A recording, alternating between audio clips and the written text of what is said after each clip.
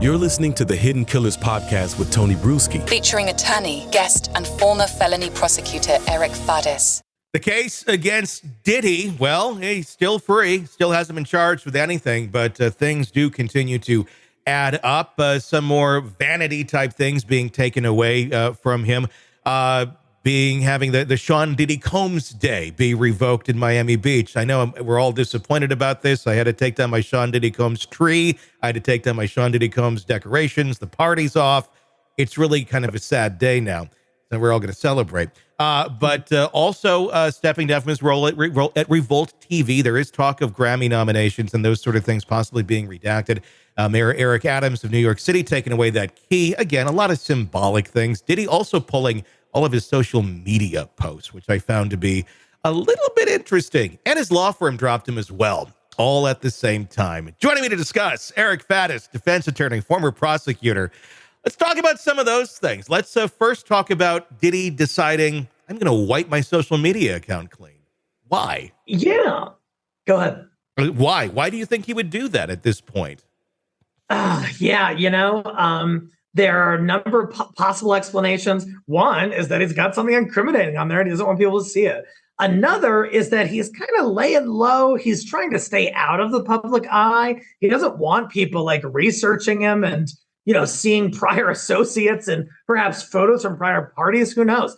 I'm just wondering, and I'm sure that law enforcement has already gone through this with a fine-tooth comb. But maybe just kind of like laying low and trying to prevent anything else from coming to light. Yeah, I mean, the thing is, social media, it's been out there. Everything's already been documented. Everything's already been pulled down. Everybody has the material. It doesn't really make a difference. He even pulled the apology video down that he had made. Probably a dumb move to begin with for making that thing, but it's out there. It's not like just because it's gone, it's going to be gone. I mean, is he somehow thinking that this is, do you think this was on the advice of an attorney to finally pull this stuff down? Or was this just Diddy going, if I just delete it, it's gone? Yeah. Yeah. I don't know if Diddy knows how the internet works, but if he does, he should know that stuff's going to be logged elsewhere, man. That you're not sort of going to wash your hands of this because you wipe your social media. Mm-hmm. His law firm that he had been working with for decades, actually, from what we hear, it came down to actually Lady Gaga, of all people, giving an ultimatum saying, if you keep him as a client, I'm not going to be your client anymore. Is that how that works? Or is this kind of just more, the gossip of how this all went down? Or how do you think this played out with the law firm saying, yeah, we're out too? Because potentially he's going to need a law firm very soon that's going to probably make a lot of money trying to defend this man. Yeah, absolutely. That's a pretty unorthodox way that a client is terminated. Usually there are more standard grounds, like the client can't pay or the client wants to pursue a course of action that the attorney fundamentally disagrees with.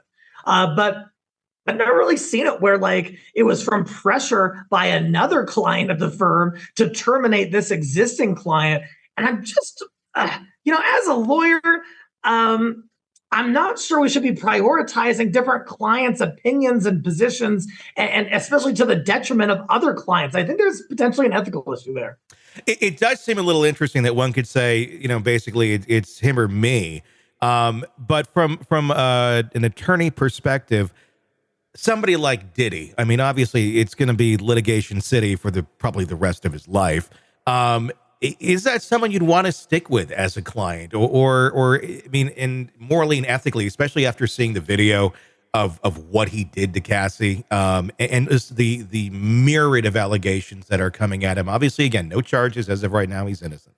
But just anticipating what may be coming down the road, is that something where one could just say, "Look, you're indefensible in my eyes, at least as a human being, not necessarily to the court system. Anyone can be defensible, but yeah. Typically, an attorney can say, "Hey, look, I have a fundamental moral hang up with continuing this representation, And as such, I have to respectfully terminate you. That certainly could be a play here. Of course, the firm is going to be judged in part by its associations and in part by its public-facing persona and what its clients do in public. And so I think that the firm was trying to protect itself in making that move. It's interesting, though, because we see all sorts of horrible human beings that get represented by very prestigious, very respectable firms and very respectable attorneys. Is this something different? Is this something like in a whole different league where it's just like, we don't want to touch this? Like, it's like Epstein type territory where it's like, this is just too dirty to even touch.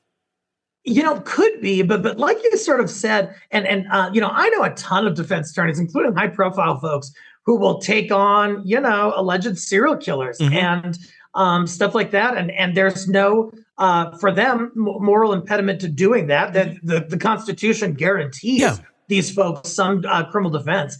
And so I'd be a little bit surprised if it was like an attorney just worried so much about their own PR and stuff like that, because they're used to dealing in the nitty gritty, ugly side of life. Yeah. I mean, it's part of the job. It is what it is. So that's kind of a surprising move, I think, that the law firm decided to back away.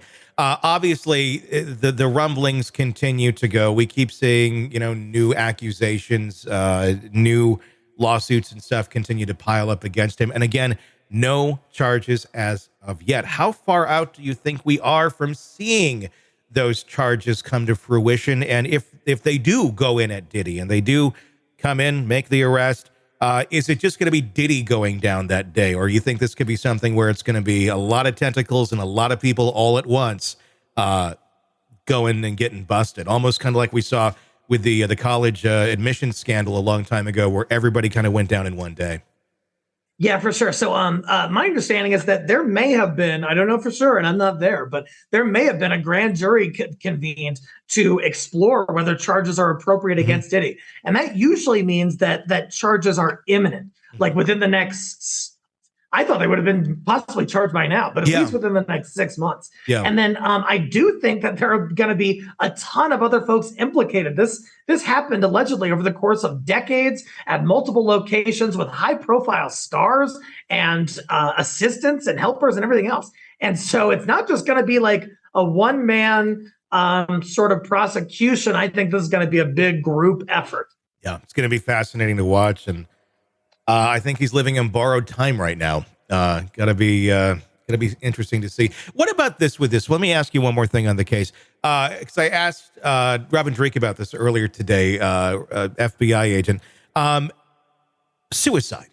Risk of that. Risk of him just getting into the corner. Because, I mean, obviously, he's a very verbose individual, very much out there, look at me. Narcissists, if we're speaking in general terms, don't tend to kill themselves until they're like really backed into a corner. I feel like he's almost kind of there. All of his accolades are taken away. His career is done. These accusations are horrible.